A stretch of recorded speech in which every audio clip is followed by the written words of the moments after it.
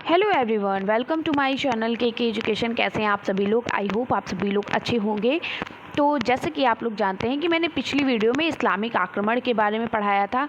उसके बाद मैंने आपको बताया कि जो दिल्ली में सल्तनत कालीन व्यवस्था कैसी थी, सल्तनत कालीन शासन कैसे चला। उसमें मैंने आपको अगला जो टॉपिक था वो मैंने गुलाम वंश के बारे में बताया, जिसको हम दास वंश के भी नाम बारे में जानते हैं। अगर हमने वो सभी चारों वीडियो नहीं देखी हैं तो देख लीजिए। उसी के आगे आपका खिलजी वंश जो है ये शुरू होने वाला है। खिलजी वंश की स्थापना किसने की, इसके संस्थापक कौन थे, किसने किसने इसमें यहाँ पर शासन किया, इन सभी के बारे में बताने वाली हूँ। अगर मेरी वॉइस में थोड़ी बहुत भी कमी है तो आप लोग एडजस्ट कर लीजिएगा, क्योंकि मेरी तबीयत एकदम भी ठीक नहीं है। 2 दिन ऑलरेडी मैं आप लोगों की छुट्टी ले चुकी हूँ, क्योंकि बहुत ज़्यादा दिक्कत थी। मैं बिल्कुल भी पढ़ा नहीं पा रही थी, बहुत ज़्यादा फीवर था, आज भी है। लेकिन हिम्मत कर रही हूँ कि आप लोगों को पढ़ा सकूँ, ताकि आप लोगों को लॉस ना हो। ठीक है, तो आप लोग मैनेज करिएगा। वैसे मैं कोशिश कर रही हूँ कि मैं अच्छे से आप लोगों को बोल सकूँ, पढ़ा सकूँ। ठीक है, चलिए तो खिलजी वंश के बारे में देखते हैं। और ये जो आपके चैप्टर हैं, याद रखिएगा, अगर कोई भी हमारे डीएलएड प्रशिक्षु जो भी हैं, अगर उन्होंने पेट का फॉर्म भरा हुआ है, पेट का एग्ज़ाम देने जा रहे हैं, तो उनके लिए भी बहुत इम्पॉर्टेंट है। इसके अलावा भी अगर वो कोई एग्ज़ाम देना चाहते हैं तो ये इतिहास जो है, इतिहास से रिलेटेड जितने भी मैं आपको चैप्टर पढ़ा रही हूँ, ध्यानपूर्वक सुनिएगा और ध्यानपूर्वक याद करिएगा। और इसके साथ साथ में जितने भी आपके कॉम्पिटिटिव एग्ज़ाम्स होते हैं, चाहे वो टेट हो, चाहे सुपर टेट हो, या फिर आपके सीटेट हो, इसके साथ साथ पेट एग्ज़ाम भी जो होता है, उससे रिलेटेड भी जो भी आपके क्वेश्चंस आए हैं, बीच में मैं बता दूंगी कि ये क्वेश्चन इस एग्ज़ाम में आया हुआ है। तो ये डीएलएड के साथ साथ और भी कॉम्पिटिटिव एग्ज़ाम में इंपॉर्टेंट है ये आपके चैप्टर। तो आप जो अभी का मैं जो सोशल साइंस स्टार्ट की हूँ, वो आप बिल्कुल भी क्लास मिस मत करिए। अगर डीएलएड के अलावा भी अगर कोई भी किसी भी तरीके का फॉर्म भरे हुए हो, तो ये बहुत ही इंपॉर्टेंट चैप्टर चल रहे हैं, इनको ज़रूर पढ़िएगा। ठीक है, चलिए तो खिलजी वंश के बारे में देखते हैं। तो खिलजी वंश की भारत में नींव को खिलजी क्रांति भी कहा जाता है। यानी जो खिलजी वंश की नींव जब भारत में हुई है, उसकी नींव जो पड़ी है, उसको हम खिलजी क्रांति के नाम से भी जानते हैं। ये बहुत क्वेश्चन पूछा जाता है कि खिलजी क्रांति किसे कहा जाता है। तो भारत में खिलजी वंश की नींव को हम खिलजी क्रांति के नाम से जानते हैं।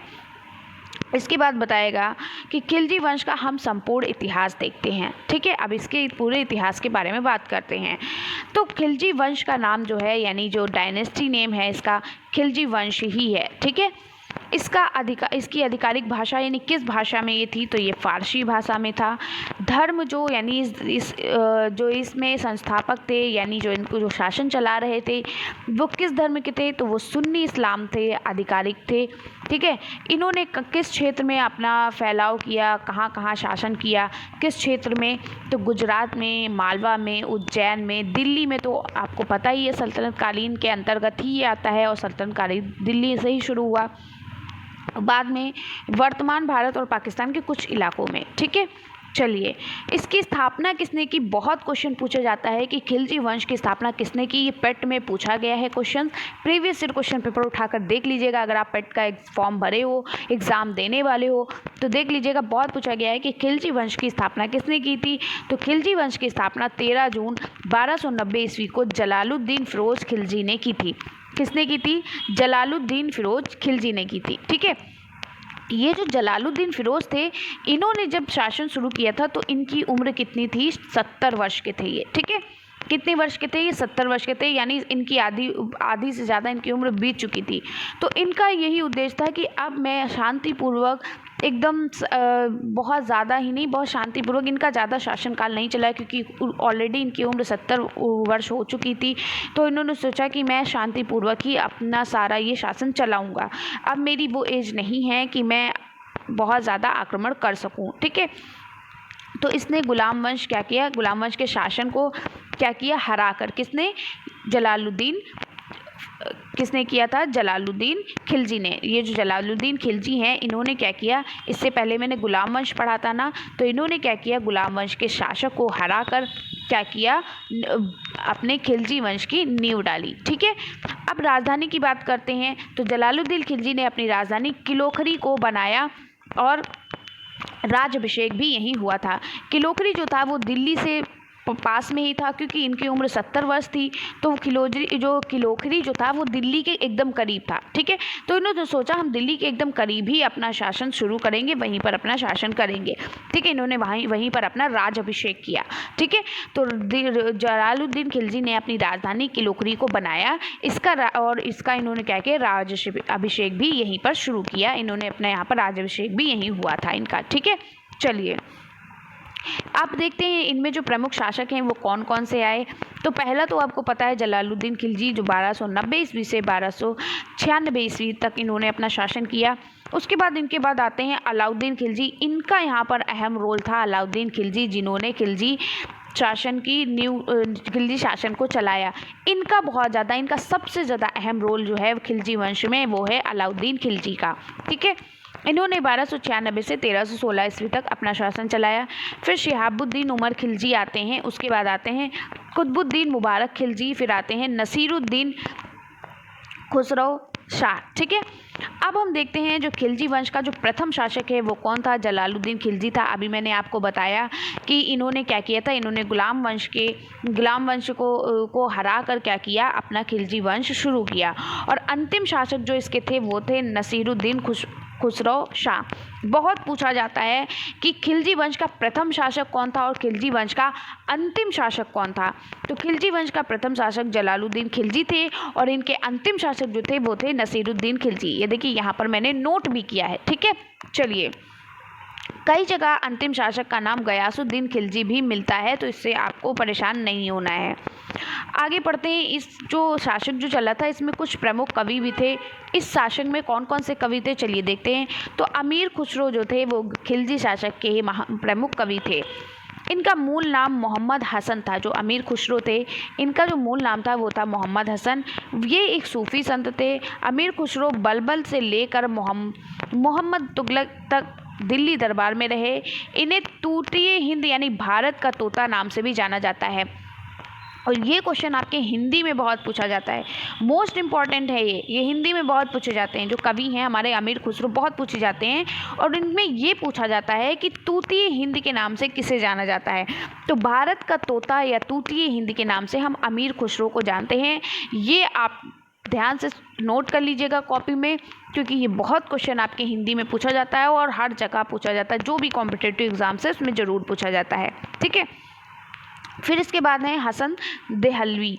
ये एक उर्दू कवि थे। ठीक है, ये क्या थे, ये एक उर्दू कवि थे जो कुरान और हदीस का गायन किया करते थे। यानी जो कुरान में जो भी बातें लिखी थी और हदीस में जो भी बातें लिखी थी उसके बारे में ये बताते थे। ठीक है, अब मुख्य बिंदु पर आते हैं। तो इस वंश का सबसे लोकप्रिय शासक अलाउद्दीन खिलजी रहा। मैंने आपको भी बताया कि सबसे ज़्यादा इसमें शासन और सबसे ज़्यादा ताकतवर, सबसे ज़्यादा आक्रमण करने वाला कौन शासक था, अलाउद्दीन खिलजी था। ठीक है, क्योंकि जलालुद्दीन खुद ही 70 साल के थे, मैंने अभी आपको बताया। तो अब वो 70 साल के में राज अभिषेक उनका हुआ, तो वो इतना ज़्यादा कहाँ चीज़ें चला सकते थे। तो इनके बाद जो अलाउद्दीन आए, यही अलाउद्दीन खिलजी ही मेन यहाँ के शासक रहे और ये सबसे लोकप्रिय और सबसे प्रसिद्ध शासक माने गए। ठीक है, अब चलिए आगे बढ़ते हैं। खिलजी वंश के शासकों की सूची देखते हैं। तो खिलजी वंश के शासक, उनके व्यक्तिगत नाम क्या थे। ठीक है, इनके जो व्यक्तिगत नाम थे वो क्या थे। तो जलालुद्दीन खिलजी जो थे इनका नाम मलिक था और इन्होंने 1290 ईस्वी से 1296 ईस्वी तक अपना शासनकाल शुरू किया और चलाया। फिर अलाउद्दीन खिलजी आते हैं जिनका जो व्यक्तिगत नाम था वो था अली गुरशब्स। ठीक है, और इन्होंने 1296 ईस्वी से 1316 ईस्वी तक शासन किया। फिर आते हैं शिहाबुद्दीन खिलजी, जिनको उमर खान के नाम से जाना जाता था। उमर खान इनका व्यक्तिगत नाम था। इन्होंने 1316 में अपना शासन किया। फिर क्या है, कुतुबुद्दीन, देखिए 1316 में किया था और ज़्यादा दिन इनका नहीं चला था। इसके बाद कुतुबुद्दीन जो मुबारक खिलजी थे जिनका व्यक्तिगत नाम था मुबारक खान, ये 1316 ईस्वी से 1320 ईस्वी तक इन्होंने किया अपना शासनकाल। फिर हमारे आखिरी शासनकाल आते हैं नसीरुद्दीन खुसरो शाह, जो हमारे अंतिम खिजली शासक थे और ये 15 अप्रैल से लेकर 27 अप्रैल 1320 ईस्वी तक इनका शासन चला। ठीक है, चलिए तो आगे बढ़ते हैं। सबसे ज़्यादा जो शासन चला आपने देखा किसका चला, अलाउद्दीन खिलजी का। अब जलालुद्दीन फिरोज खिलजी जो थे, ये दिल्ली सल्तनत में खिलजी वंश के संस्थापक जलालुद्दीन खिलजी ने 1200 ईस्वी से लेकर 1296 ईस्वी तक राज्य किया। ठीक है, उसके बाद ये एक क्रूर शासक था। ठीक है, क्या था ये, क्रूर शासक था जिसने भिलसा एवं देवगिरी में अपने भतीजे के द्वारा लूटमाट करवाई। ठीक है, मुस्लिमों के रहने के लिए मुगलपुर नामक बस्ती का निर्माण करवाया और जलालुद्दीन खिलजी की हत्या उसके भतीजे और दामाद अलाउद्दीन खिलजी ने अपने भाई अल्माज बेग की मदद से कड़ामानिकपुर यानी जिसको अब इलाहाबाद के नाम से जानते हैं, 1296 ईस्वी में की थी। किसने की थी, जलालुद्दीन खिलजी की हत्या उसके भतीजे और उसके दामाद जो जलालुद्दीन का जो भतीजा था और उसका दामाद अलाउद्दीन खिलजी ने अपने भाई अल्मास बेग की मदद से की थी। ठीक है, चलिए अब हमारे आते हैं अलाउद्दीन खिलजी, और ये अलाउद्दीन खिलजी यही तो फेमस हैं। ठीक है, तो अलाउद्दीन खिलजी के बारे में जानते हैं, जो इनके मेन शासक थे, जिन्होंने सबसे ज़्यादा खिलजी वंश का पूरा शासन किया। तो 12 अक्टूबर 1996 को अलाउद्दीन खिलजी दिल्ली का सुल्तान बना। ठीक है, क्योंकि 1296 ईस्वी में ही हमारे जलालुद्दीन खिलजी की क्या हो गई थी, मृत्यु हो गई थी, उनको मार दिया गया था। ठीक है, तो अलाउद्दीन खिलजी ने सेना को नगद वेतन और स्थायी सेना रखना शुरू कर दिया, यानी नगद वेतन देकर और स्थायी सेना रखना शुरू कर दिया था। नगद वेतन देकर स्थायी तरीके से रहना शुरू कर दिया। यह मेवाड़ की महारानी पद्मिनी की सुंदरता पर मोहित हो गए थे। ठीक है, अलाउद्दीन खिलजी ने अलाई दरवाज़ा और कुश के शिकार का निर्माण करवाया। ठीक है, किसका निर्माण कराया, अलाउद्दीन खिलजी ने अलाई दरवाज़ा का और कुश के शिकार का निर्माण कराया। और ये अलाई दरवाज़ा, ये पूछा गया है पेट एग्ज़ाम में कि अलाउद्दीन खिलजी ने किसका निर्माण, अलाई दरवाज़ा का किसने निर्माण कराया था, तो अलाउद्दीन खिलजी ने करवाया था। ठीक है, चलिए अलाउद्दीन खिलजी द्वारा चलाए गए खिलजी साम्राज्य के कुछ सिक्के हैं, ये देखिए, जिसमें एक में शाह मोहम्मद लिखा था और दूसरे में ये इस तरीके से लिखा हुआ है। ठीक है, चलिए प्रमुख लड़ाइयाँ इन्होंने कहाँ कहाँ अपनी लड़ाई की, तो गुजरात विजय में, जैसलमेर में। ठीक है, इसके साथ साथ इन्होंने रणथंभौर की विजय की। ठीक है, चलिए तो गुजरात विजय इन्होंने कैसे की, तो साल 1298 ईस्वी में अहमदाबाद के निकट कर्णदेव बाघेला और अलाउद्दीन की सेना में युद्ध हुआ और कर्णदेव बाघेला हार गए। यानी जब इन्होंने गुजरात पर विजय कैसे प्राप्त की, इन्होंने किससे किया, अहमदाबाद के जो कर्णदेव बाघेला थे उनसे इन्होंने क्या किया, युद्ध शुरू किया। और युद्ध में जो ये कर्ण बाघेला थे, जो अहमदाबाद के रहने वाले थे, ये क्या हो गए, हार गए। ठीक है, अब जैसलमेर पर हमला किया गया, तो राजपूत शासक दूदा और सहयोगी तिलक सिंह से 1299 ईस्वी में अलाउद्दीन खिलजी का युद्ध हुआ, उससे जीत हासिल हुई। ठीक है, यानी जो राजपूत शासक के दूदा और उनके जो सहयोगी तिलक सिंह जो थे, दोनों ने मिलकर किससे किया, अलाउद्दीन खिलजी के साथ युद्ध किया 1299 ईस्वी में, और इसमें भी अलाउद्दीन खिलजी जीत गया। ठीक है, और रणथंभौर की विजय, ये भी राजस्थान में ही है। ठीक है, तो साल 1301 ईस्वी में इसने रणथंभौर के शासक हमीर देव पर आक्रमण किया और हमीर देव वीर गति को प्राप्त हुए। ठीक है, चलिए इसके अलावा इसने कई सारे आक्रमण किए। रणथंभौर के बाद इसने चित्तौड़ पे, मेवाड़ पे, शौक मथुरा पे, फिर मालवा पे, जालौर पे, देवगिरी पे, तेलंगाना पे, होयसल पर अपना अधिकार किया। वहाँ पर आक्रमण करके उनको जीत हासिल करके अपना क्या किया, वहाँ पर अधिकार जमा लिया। अब इनके बाद आते हैं हमारे शिहाबुद्दीन उमर खिलजी। ठीक है, तो ये शिहाबुद्दीन, ये अलाउद्दीन खिलजी ने इसे ही अपना उत्तराधिकारी घोषित किया। ठीक है, और मलिक काफूर के साथ इसने 35 दिन दिल्ली सल्तनत पर राज किया। कितने दिन, सिर्फ 35 दिन। ठीक है, सिर्फ 35 दिन राज किया था, सबसे कम इन्होंने ही राज किया। फिर मलिक काफूर की हत्या अलाउद्दीन खिलजी के तीसरे पुत्र मुबारक खिलजी ने करवाई और इसे अंधा कर दिया। ठीक है, चलिए अब इसके बाद आते हैं कुतुबुद्दीन मुबारक खिलजी। सबसे ज़्यादा क्वेश्चन जो बनते हैं वो अलाउद्दीन खिलजी से ही बनते हैं। ठीक है, अब हमारे आते हैं कुतुबुद्दीन मुबारक खिलजी। एक चीज़ और थी अलाउद्दीन खिलजी में जो सबसे ज़्यादा इम्पोर्टेंट थी, अलाउद्दीन खिलजी जो थे, ये जो थे इस्लाम धर्म के सिद्धांत के अनुसार ये शासन नहीं चलाते थे। ये मुस्लिम ज़रूर थे लेकिन ये इस्लाम धर्म के अनुसार शासन नहीं चलाते थे। कहने का मतलब ये नहीं है कि ये मुस्लिम थे तो किसी और धर्म के अनुसार शासन चलाते थे। मतलब ये था कि ऐसा नहीं कि ये मुस्लिम है तो अपनी ही तरीके से ये शासन चलाए। बहुत इंपॉर्टेंट क्वेश्चन है आपके पेट में, और ये यूपीटीपीएससी में भी पूछा गया क्वेश्चन। मैंने इसको देखा था एक बार, मैं प्रीवियस ईयर क्वेश्चन पेपर अभी जल्द ही देख रही थी तो वहाँ पर मैंने देखा, यहाँ पर एक क्वेश्चन आया था कि कौन सा ऐसा शासक है जो धर्म के अनुसार शासन नहीं चलाता है, तो वो है हमारे अलाउद्दीन खिलजी। ये धर्म के अनुसार कभी शासन नहीं चलाए हैं, ठीक है। इन्होंने राज धर्म और शासक को अलग अलग हिस्सों में बांट दिया।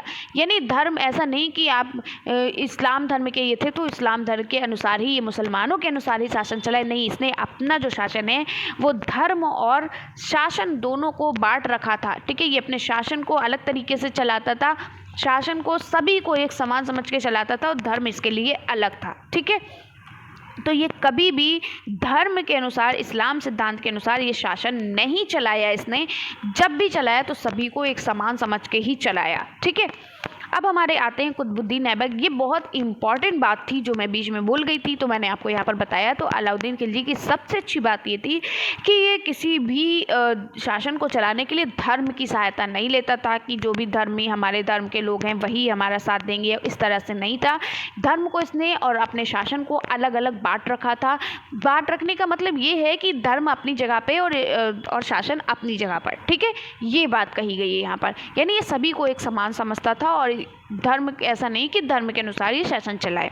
चलिए अब कुतुबुद्दीन मुबारक खिलजी की बात करते हैं। तो इसने 19 अप्रैल 1300 ईस्वी से 15 अप्रैल 1316 ईस्वी से 15 अप्रैल 1320 ईस्वी तक दिल्ली पर शासन किया, ठीक है। इसकी भी हत्या करके किसने, खास खुसरो खां ने क्या किया, शासन अपने कब्जे में ले लिया, ठीक है। चलिए अब इनके बाद आते हैं नसीरुद्दीन खुसरो शाह। खुसरो शाह जो हैं इनका शासन मात्र केवल 12 दिन रहा था, बहुत ज़्यादा नहीं चला था। तो इससे अब आपको पता चल गया कि जो हमारे अलाउद्दीन खिलजी हैं सबसे ज़्यादा इन्हीं का यहीं पे मुख्य इनका मेन रोल था, यहीं पे ये मुख्य बिंदु थे इस शासन काल के जिन्होंने लंबे समय तक अपना शासन चलाया, ठीक है। अब खिलजी वंश के पतन के कारण क्या थे, चलिए इनके बारे में देख लेते हैं कि इनका पतन कैसे हुआ। तो अलाउद्दीन खिलजी के बाद के शासकों का कमज़ोर होना, यानी अलाउद्दीन खिलजी सबसे ताकतवर और सबसे ज़्यादा उसने युद्ध किए थे और उसने कई सारी जगहों पर अपनी जीत भी हासिल की। इसके जाने के बाद फिर जो आगे के जो भी शासन आए तो वो कमज़ोर हो गए, ठीक है। तो अलाउद्दीन खिलजी के बाद जो भी शासक थे वो कमज़ोर शासक थे, ज़्यादा दिन अपना शासन नहीं चला पाए, जिसकी वजह से खिलजी वंश का पतन बन गया, ठीक है, पतन हो गया। तो साल 1316 में अलाउद्दीन खिलजी की मृत्यु हो गई। उसने अपने सबसे छोटे बेटे उमर को गद्दी का उत्तराधिकारी घोषित किया और मालिक काफूर को उसका संरक्षण नियुक्त किया। लेकिन बाद में मालिक काफूर बहुत शक्तिशाली हो गया और शासन स्वयं चलाने लगा। यानी उसने एक तरीके से हम ये कह सकते हैं कि उसने शासन छीन लिया, वो इतना शक्तिशाली हो गया कि खुद ही शासन चलाने लगा, ठीक है। फिर इसके बाद आते हैं मुबारक खिलजी की गलत नीतियां भी कुछ थीं।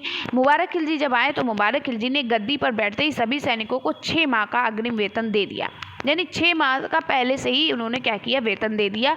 और अलाउद्दीन खिलजी द्वारा बनाए गए सख्त कानून क्या हो गए, समाप्त कर दिए।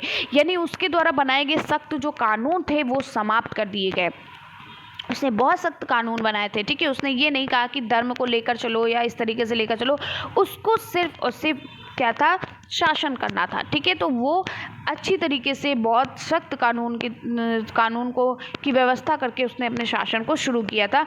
तो जब इन्होंने मुबारक खिलजी जब ये आए दिल्ली पर, इन्होंने शासन किया तो इन्होंने क्या किया, जो अलाउद्दीन खिलजी द्वारा बनाए गए जो सख्त कानून थे उसको समाप्त हो गए थे इनके, ठीक है, समाप्त इन्होंने कर दिए, जिसकी वजह से भी ये जो हमारा खिलजी वंश जो था ये कमज़ोर पड़ने लगा। अब गुजरात विद्रोह। अल्प खां की हत्या के बाद गुजरात ने दिल्ली की हुकूमत मानने से इनकार कर दिया। लेकिन क्या हुआ, लेकिन मुबारक खिलजी की खिलजी ने सेना भेजकर वापस सत्ता कायम कर ली, ठीक है।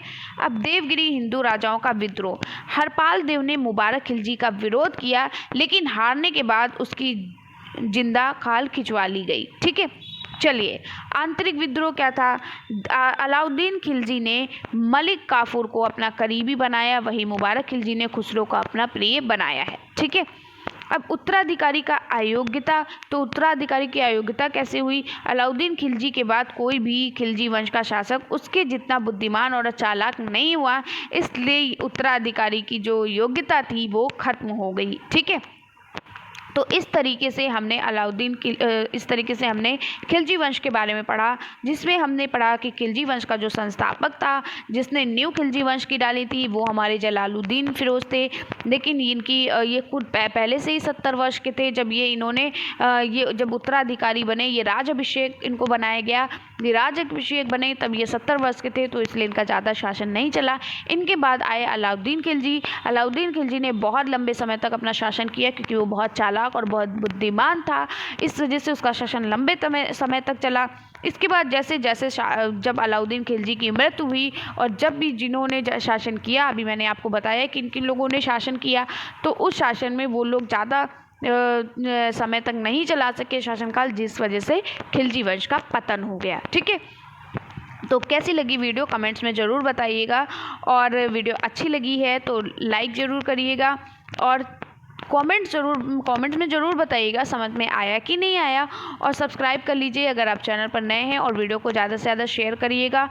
और सॉरी, मैं 2 दिन नहीं आ पाई क्योंकि मेरी बहुत ज़्यादा तबीयत ख़राब थी, एकदम भी हिम्मत नहीं थी कि मैं कुछ पढ़ा सकूं, और मैं 2 दिन नहीं आई तो आप लोगों ने भी पढ़ने की कोशिश नहीं की। तो आप लोग पढ़ाई कंटिन्यू रखिए, पढ़ते रहिए, ध्यान दीजिए, और जल्दी आपका सीटेट भी आएगा। सीटेट की भी प्रिपरेशन मैं कराऊंगी जल्दी ही। तो पहले आप सेकेंड सेमेस्टर को अच्छे से पढ़ लीजिए, और साथ ही साथ आप एक ही बार में सीटेट और टेट को भी क्लियर करने की कोशिश करिएगा। ठीक है। कोशिश नहीं, मतलब करना ही है। ठीक है। तो कैसी लगी वीडियो ज़रूर बताइएगा कमेंट्स बॉक्स में। आपका जो कमेंट्स होता है वो मुझे बहुत ज़्यादा एनर्जी देता है, बहुत मोटिवेट करता है, मुझे बहुत अच्छा लगता है, और मैं जब आपके कमेंट्स पढ़ती हूँ तो मैं और भी कुछ अच्छा करने की कोशिश करती हूँ। ठीक है। तो चलिए मिलते हैं इसी तरीके से नेक्स्ट वीडियो में, तब तक के लिए बाय बाय, टेक केयर।